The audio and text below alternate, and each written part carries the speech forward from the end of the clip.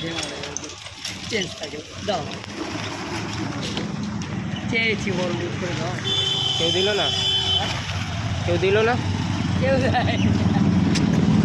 100 টাকা কেউ 50 টাকা নিলে এই বাজারে দিতে চায় সব পালায় বলো ভয়ে পালায় দেবে হাতে তুলে বলো 100 টাকা 50 টাকা তোমরা তো তুলে দাও